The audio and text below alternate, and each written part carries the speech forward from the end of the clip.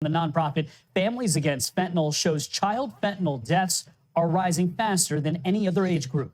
Deaths among children age 14 and under are 15 times higher than they were in 2015, rising from 10 to 153 deaths. In just the last 2 years, fentanyl deaths quadrupled among infants and children ages 5 to 14. In the time that this broadcast is on, one person more will die. That's about every 8 minutes. We're seeing the numbers grow by basically 50% every year. We're seeing that there's very little recovery once you're addicted. If you thought Portland was bad, take a look at San Francisco. There's 20,000 homeless people in Nancy Pelosi's hometown, and looks like opium dens just pop up everywhere. Any moment you see someone shooting up or ODing on the sidewalk. Wake up. Oh. Hey, police department, you okay? Oh, she's passing it. Oh, Cindy, look at her. She's going to pass it over. Oh, let me take you into that crack pipe. You're a fentanyl addict. My husband got me started on heroin in 2012.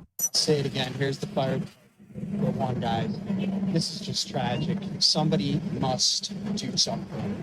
This is absolutely out of control. This is a day-to-day thing. What I saw today on the streets of Philadelphia, what I saw is not only heartbreaking, it's terrifying. This was block after block after block. You could see people shooting up methamphetamine, heroin, fentanyl, and the drug that you are talking about is xylazine. It is a tranquilizer that is used on animals. It is not meant to be used in humans. Tranq is short for tranquilizer. In this case, xylazine. It's strong enough for big animals like horses. When it's mixed with fentanyl, it gives users a brand new kind of high.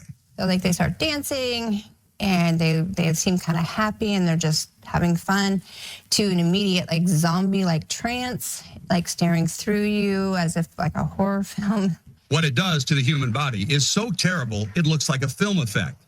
But in cities on the East Coast where Tranq first spread, it's all too real.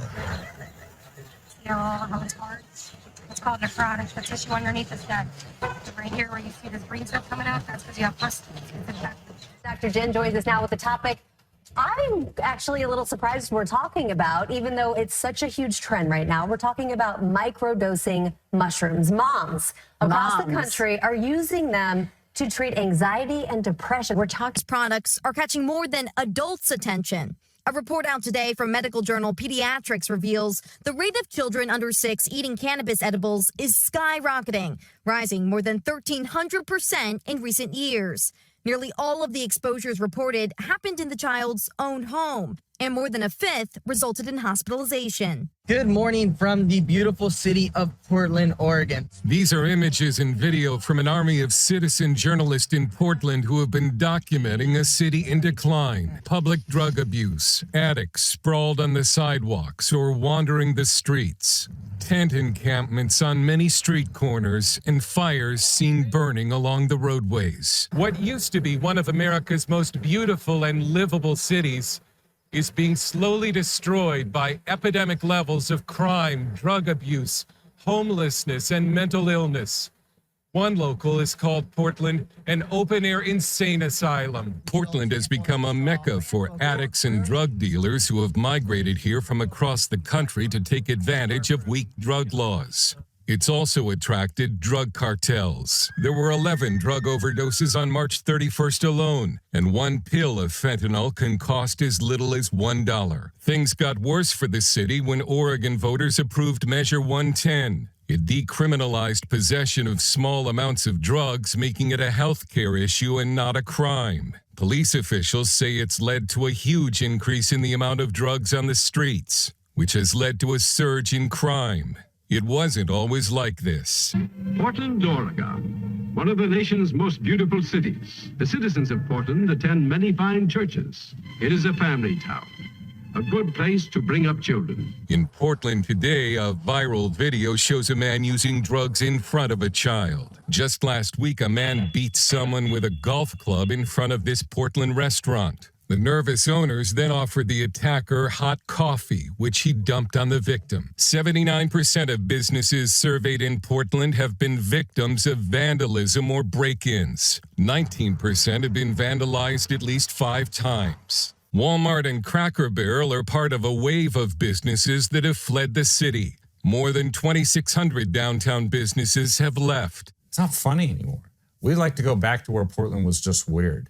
Now it's scary. One writer asked, how long does it take for a city to die? From the CDC, it reveals sexually transmitted infections are on the rise and also show no signs of slowing down.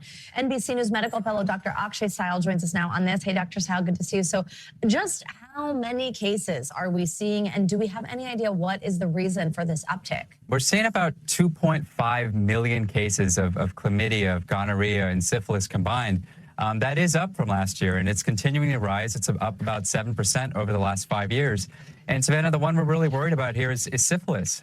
Syphilis it's an STI that can actually cause, if you get this during pregnancy, it could cause your baby to be born stillborn or dead. And it's an entirely preventable disease with something called penicillin, a common antibiotic. So in talking to the CDC, that's the one that's really most disturbing to them right now, that rise in syphilis. But when looking at why are cases rising, there's a couple things that experts are pointing to. The first is decreasing condom use among people who are sexually active. The other thing is the rise in substance abuse right now, kind of linked towards that behavior. And the last, lack of access to healthcare and lack of access to education about how to have safe sex, how to prevent these STIs from occurring in the first place, Savannah. So what does the CDC say needs to be done to slow down this trend, to address some of those issues that we just had up on the screen? A couple things. I think the first and one of the most important is really reducing the stigma around these diseases, being able to go to your doctor's office and just talk to them about this stuff. I think that can go a long way. But, in talking to some experts who track this stuff for a living, the thing they really point to is getting STI treatment and testing really, really accessible, meaning you should be able to order STI tests just like you do a COVID test. Maybe on Amazon.com, you get a test straight to your house. Really, really getting tests in the hands of people. And the last thing really is just, in terms of looking at future prevention, there is some exciting new data that taking doxycycline, a really cheap, common antibiotic, can actually prevent STIs, just taking them prophylactically. All right, and that's something that maybe we'll see more information or more research on? Exactly. That's one thing that is one of the most exciting and controversial fields in the world of STIs right now. It is an extremely rare severe weather event in Florida. Experts are calling it a 1 in 1,000 year downpour, as more than 2 feet of rain swamped parts of Fort Lauderdale within hours, triggering flash floods that trapped people in their homes and cars and left a major airport underwater. Tonight, a massive cleanup after unprecedented flooding. Rescuers had to use boats to access Fort Lauderdale's hardest hit neighborhoods, bringing people and pets to safety after a night surrounded by floodwaters. I'm gonna go back and get your mommy and daddy, all right, bud? We had a huge amount of volunteers coming in with their swamp buggies and high water vehicles, which has been a huge help. Some people waded through the water with boxes wrapped in plastic, trying to keep their belongings dry. Others described having to climb out of windows. I couldn't open the door because the water was too much pressure on the door. More rain fell in a 24-hour period than any other day in the city's history. Nearly 26 inches. That's more than 40% of Fort Lauderdale's annual rainfall in just one day. No city could have planned for this. The result was flooded streets littered with abandoned cars. The water's weight is believed to have contributed to a roof collapse at this shopping center. No one was injured. And the main runway at Fort Lauderdale Hollywood International Airport remains mostly submerged today, forcing operations to shut down. The flash floods are a result of torrential rain hammering Fort Lauderdale and its surrounding areas, with 7 months worth of rain in just 7 hours. The reason for this drastic weather change? Climate experts are saying that the growing intensity of such storms amid bouts of drought is symptomatic of human-driven climate change. Points to a larger spiritual battle and a growing climate of hostility towards Christianity. What is behind the growing hostility? I think this is really rooted in a rising secularism in the United States and a less of an understanding of religion, less of a reverence for religion that we might have experienced in our broader culture several decades ago. But especially after the wake of the Dobbs decision, which overturned Roe v. Wade, we saw increasing just animosity, hostility, anger directed at churches. And just the first quarter of this year, that's at an all-time high. How does this compare, do you know, to other houses of worship, be they mosques, temples, or synagogues? And is enough being done to protect churches against attacks? Certainly other houses of worship experience attacks as well, but we're noticing a significant rise in acts of hostility against churches. And we think that's partly because so many of the core Christian teachings directly contradict many of these secular dogmas that have become so important and enshrined in our very secular culture. Things like abortion, like same-sex marriage, like transgenderism that are on the rise. These issues are in a direct conflict with the core tenets of Christianity. So I think we're going to see this increase. Because this issue is so widespread, I think all of us have a role to play. That means American citizens should be condemning acts of violence against churches wherever they occur, and we should be demanding that our politicians do the same. Ultimately, we want to contribute to building a culture that respects religious freedom again. There's been a lot of criticism of the Department of Justice. In your view, do you think the DOJ is biased against churches? I think we see increasing evidence of that, and just the fact that these would-be criminals that are angry at churches, that are going after and targeting churches, are not being deterred from doing these acts. To me, that signals that not enough is being done to punish the perpetrators of these crimes. Brothers and sisters. Is preparing to sue the FBI for failing to provide information in response to allegations that the agency infiltrated churches to spy on Christians. Brian Birch is the president of Catholic Vote, the great organization that is spearheading the lawsuit, and he joins us now. You filed a Freedom of Information Act. They've ignored it. What's the next step? Well, thank you for having me, Rachel. You're right. We filed this Freedom of Information Act request over a month ago, and the FBI has just a couple more days to respond.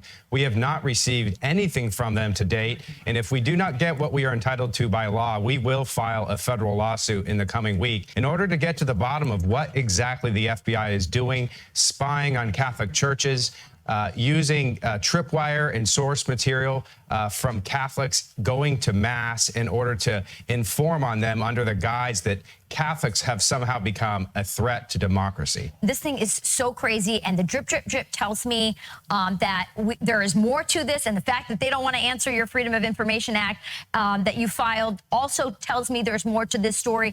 I'm sure you've thought about this, Brian.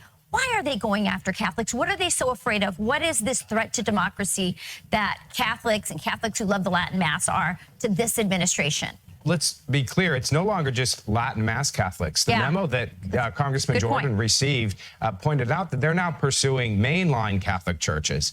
And the question is, and many Catholics are asking across the United States, is it still okay to be Catholic and believe what Catholics believe and still be an American? Why are they afraid of Catholics? Is there a pro-life position? What is it? You know, I think it's a combination of things. I think Catholics stand in the way of this woke ideology that's dominating this administration, whether it be on the pro-life issue, since the Dobbs decision in particular, whether it be on the gender revolution, the exploitation of our children, or just the role of religion in general. I think there's some fear on the part of this administration that Catholics themselves pose a problem for the agenda that they're trying to impose in this country. They consider us enemies of their regime, of the state, but really of their regime and their policies. You are right. We need to hear from all church leaders right now, because it's not just this FBI memo. It's a combination of things. It's the failure of the administration to defend our churches that are being vandalized. Over 300 Catholic churches have been desecrated, firebombed, attacked by vandals. And of course, the way this administration is treating Catholic pro-life activists like Father Mark Hout.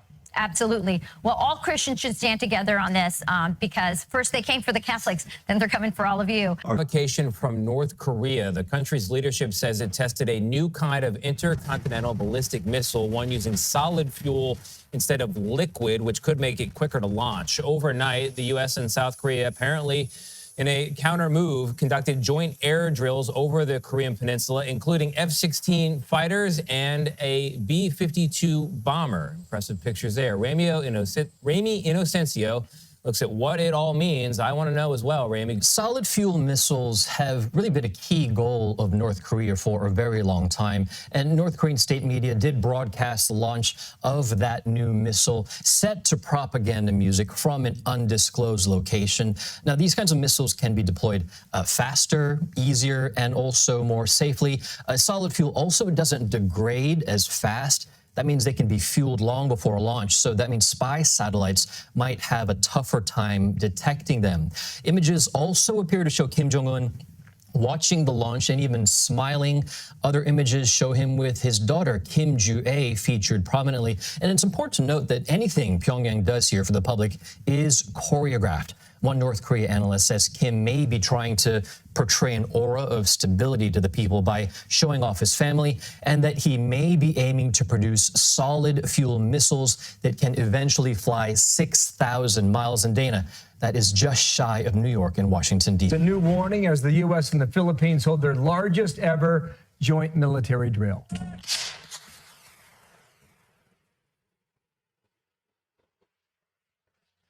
Wow. So Beijing saying the effort to strengthen ties should, quote, not target a third party and should be conducive to regional peace and stability. This as concern grows over China's burgeoning relationship with Moscow. New poll shows 62% of you believe that the partnership between those two countries is a serious problem for us. We cannot oppose China by ourselves. We have said many times that the United States and our allies currently are outgunned and outmanned by China's military. And that's just a fact. And the Indo-Pacific commander has told us several weeks ago, he made the statement, we're in a very dangerous situation and we have to move with a sense of urgency to fix it. You say the crazy idea to abandon Ukraine for China. It's critical to our current world order to assist Ukraine to create a world where we want future generations to thrive in. We don't want Russia, China, and Iran writing the rules. That is what is at stake. Make your case. I mean, when you look at Ukraine and Russia, what you have to see there is Russians' ambitions to recreate the Russian Empire. It's not just about Ukraine, it's about the former Soviet republics, many of whom are a part of NATO. And when you look at China, China has a partner in Russia. Why? Because China wants to achieve global hegemon and at the expense of the United States, replace us as the global leader in the world. And if Russia wins, China wins. Why is that? Because the United States and Western democracies will have lost in their support for Ukraine. And that gives China leverage in Europe, but also in the Indo-Pacific region. Japan, South Korea, who you mentioned, and Australia are all supporting Ukraine. Why are they doing that? That's not in their region. They're doing it because of China. So when we think of the war in Ukraine and Russia, and it's a distraction because it's taken us away from China. It's actually the opposite of that. If Russia wins, China wins, and they will have incentive to use aggression themselves as a result of the U.S. and Western democracy laws against Taiwan and in the region writ large. For the past 14 months, you have heard two main things about the war in Ukraine. The first is that the war in Ukraine is a war of national sovereignty. It is not a proxy battle between superpowers. Russia invaded Ukraine. That was immoral. The United States supports Ukraine because the United States supports democracy. But the United States itself is not at war with Russia. This is Ukraine's war to fight. The second thing we have heard over and over again is that Ukraine is winning that war. Ukrainian troops are brave and noble. Russian troops are evil and incompetent. The Ukrainians are beating the Russians. In the end, their victory is inevitable. Now, you're very familiar with these points because you have heard them every day since last February. You've heard them repeated by every power center in the United States, the Pentagon, the White House, the leaders of both parties in Congress, CEOs, and celebrities. And most insistently of all, you've heard them from virtually every single outlet along the entire spectrum of our national news media. These are the two essential themes of the war in Ukraine, and both of them are lies.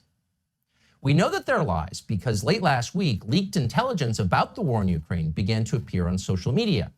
Briefing slides prepared by the U.S. government began to show up, among other places, on Twitter. And the slides show that this is, in fact, not Ukraine's war. It's our war. The United States is a direct combatant in a war against Russia. As we speak, American soldiers are fighting Russian soldiers. So this is not a regional conflict in Eastern Europe. This is a hot war between the two primary nuclear superpowers on Earth. And yet this war has never been formally declared. It has not been authorized by Congress. And for that reason, this war is a violation of American law. It is a crime. The second thing we learn from these slides is that despite direct U.S. involvement, Ukraine is in fact losing the war. 7 Ukrainians are being killed for every Russian.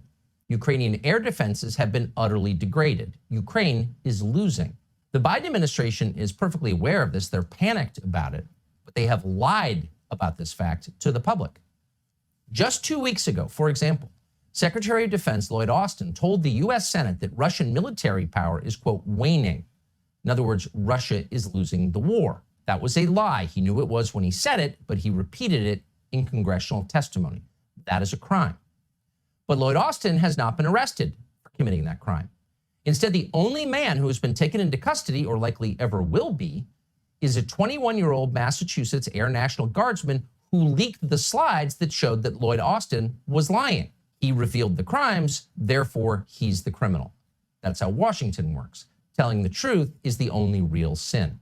Now, our news media exist and have constitutional protection precisely in order to push back against this grotesque standard. Their only job is to tell the truth. And yet tonight, the news media are celebrating the capture of the kid who told Americans what's actually happening in Ukraine. They are treating him like Osama bin Laden, maybe a little worse, actually, because unlike al-Qaeda, apparently this kid is a racist. Here's CNN. The Washington Post, as you know, reviewed video of this suspect yelling racial and anti-Semitic slurs. Is this a dangerous person? This air guardsman who's now been taken into custody had talked about being a gun enthusiast, had been at gun ranges. He's obviously a member of the military. And he's the big guy in the scene. Somehow he has access to this kind of information, and that makes him even larger. A person who thinks they know better than everyone else, they're smarter than everyone else in their view. That this is a 21-year-old man. He's described as a gun enthusiast. It feels like in some of these descriptions, somebody who's maybe hungry for power. So this 21-year-old Air National Guardsman from Massachusetts is not a whistleblower, CNN explains, with the help of the many intelligence agency figures it has now hired as analysts. No, he's not a whistleblower. He's a criminal. Because he is, unlike the people who run our government, quote, hungry for power. Because this 21-year-old was so hungry for power, federal law enforcement had to swing into action with unfamiliar speed and efficiency and apprehend him. He was that threatening. Now, keep in mind, as of tonight, we still don't know where Jeffrey Epstein got hundreds of millions of dollars. We have no idea, nor do we know what he did for a living. We don't know who left pipe bombs on Capitol Hill on January 6th, 2 of them. We don't know who leaked the Supreme Court decision overturning Roe v. Wade. We can't even say for certain who killed the president of the United States, because after 60 years, the Biden administration is still hiding thousands of pages of classified documents from the Kennedy assassination, just as they are hiding more than 1 billion other classified documents. But tonight, we can say for dead certain who embarrassed Toria Nuland and Joe Biden. That kid is going to jail for a long, long time. That's the standard. The media are fine with that standard. Watch this remarkable exchange on Monday of this week between the White House press corps and Biden flack John Kirby. Without confirming the validity of the documents, this is information that has no business in the public domain. It has no business, if you don't mind me saying, on the pages of front pages of newspapers or on television. It is not intended for public consumption, and it should not be out there. So the fact that U.S. soldiers are fighting Russian soldiers in a war in Ukraine has no business in the public domain. The fact that the country we are backing and fighting alongside is losing, not winning, has no business in the public domain. You have no right to know what your government is doing in your name with your tax dollars and with the future of your children and grandchildren. You have no right to know. Shut up and stop asking relevant questions. Okay, said the media. And if you want to get really sick to your stomach, go pull a transcript from the Pentagon briefing today. where news reporters asked Flax from the Pentagon, what are we going to do to keep information like this secret in the future? Not one question about the substance of the information. We're fighting a war against Russia directly? Really? Don't they have the largest nuclear arsenal in the world? Not one question. How can we help you keep it secret? Those were the questions. And not only are the media covering up the substance of the story, which is not who leaked it, but what he leaked, they're covering up the crimes committed to get you this information. The administration apparently used illegal surveillance techniques to identify this kid, apparently with the help of the Washington Post and the New York Times, who are its accomplices. They're not holding government accountable. They're helping government keep you from knowing what government is doing. Today, the Washington Post reported it had exclusively obtained some of the classified documents this leaker possessed. Quote, the Post also reviewed approximately 300 photos of classified documents, most of which have not been made public. Some of the text documents the leaker is said to have written out. So we've got two problems here.